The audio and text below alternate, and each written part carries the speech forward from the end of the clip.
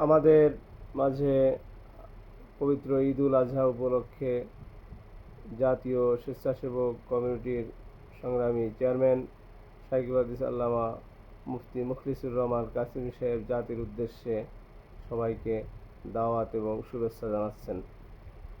আসসালামু আলাইকুম ওয়া রাহমাতুল্লাহি ওয়া বারাকাতুহু।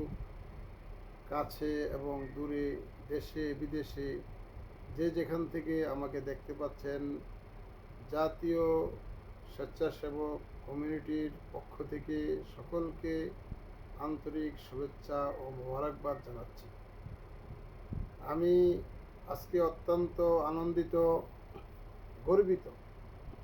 এই দেশের শীর্ষ ওলামায়ে কেরামের একটি কাফেলা রাসূলুল্লাহ সাল্লাল্লাহু আলাইহি ওয়াসাল্লামের সেই হিলফুল ফুজুলের কার্যক্রমে অনুপ্রাণিত হয়ে দেশের বিদেশের সর্বস্তরের মানুষের কল্যাণে নিবেদিত প্রাণ দুর্জয় সৈনিকের মতো যে সেবা কার্যক্রম চালিয়ে যাচ্ছেন, এই জন্য আমি আনন্দিত, গর্বিত।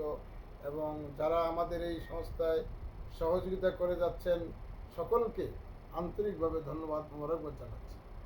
বিশেষ করে আমি জাতির উদ্দেশ্যে বলতে চাই, পবিত্র ঈদুল আজহা একটি পবিত্র কাজ। এখানে অনেক গরু কোরবানি হবে, অনেক ময়লা আবর্জনা হবে।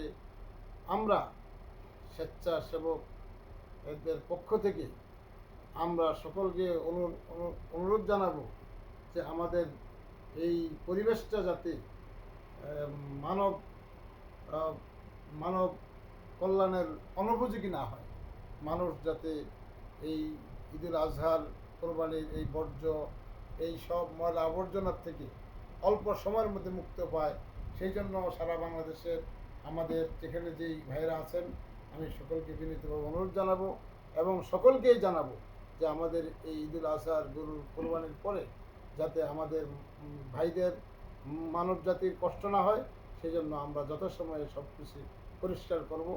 আর এর সাথে এটাও বলতে চাই, যেখানে যদি কোনো সহযোগিতার প্রয়োজন হয় তাহলে জাতীয় স্বেচ্ছাসেবক কমিউনিটি আপনাদের পাশে দাঁড়াবে, পাশে থাকবে। এই বলে আমি আমার বক্তব্য শেষ করছি। আমার